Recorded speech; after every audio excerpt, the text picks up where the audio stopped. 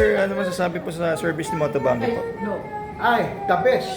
Oh, this is my second time already.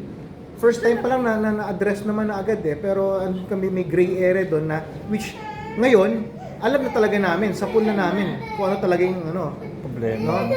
Pero simula pa lang sa tinagal-tagal sa dami ng kasang pinuntahan nito sa 2 taon na nasa kasa nito, kasa lang nag-alaga nito, wala namang iba, hindi nila nagawa yon. Okay. Hindi nila nakita yon, hindi nila naayos yon. Hindi na-address yon. Okay. Hindi ko naman sinasabing siguro talagang process yon. Process of elimination, na-eliminate na nila yung mga ngayon. Ewan ko. Pero Ayun po. ang pinaka-importante, nagawa yung motor ko. Wala na check engine, sir. Hindi ko siya naramdaman sa buong 2 taon ko ng peace of mind ng naayos siya ng ganito. Okay. Ultimong brake levers lang, napaka-satisfied na.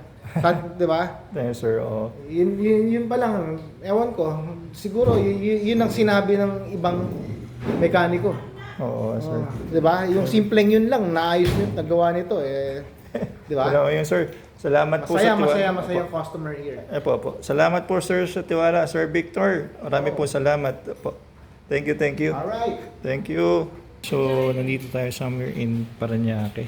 So, check natin to, may check engine. In-isolate natin yung problema. So, yung O2 sensor, buo siya. Tapos, nagpalit tayo dito ng fuel filter. So, nawala na yung rattling, rough idle na. So, naayos natin to lahat. Palit din tayo ng preno. Palit din tayo. Preno. So, okay na tayo dito. So, yun. Sir, ano po yung naging issue po sa inyo ito? Sorry. Ano po yung naging issue? Ano yung pakaramdam ng naging problema po nung ginagamit?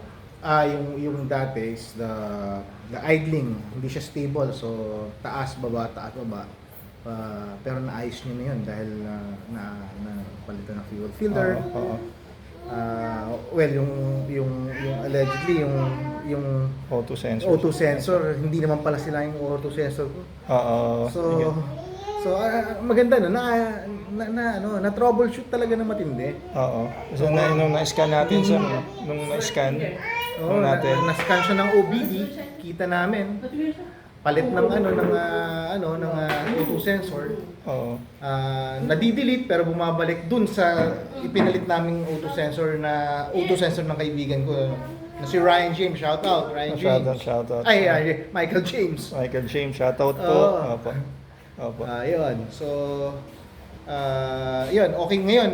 Lumalabas, di pala sira yung O2 sensor ko. Yun. Ngayon, sir, Okay, tapos syempre brake pads. brake pad, palit tayo. Napalitan sa harapan. Yung brake levers ko by sa lambot nito ngayon, parang mag-iisip pa ba ako kung magpapalit pa ako ng brake system. Diba? Opo. Ayun. Maganda siya, maganda.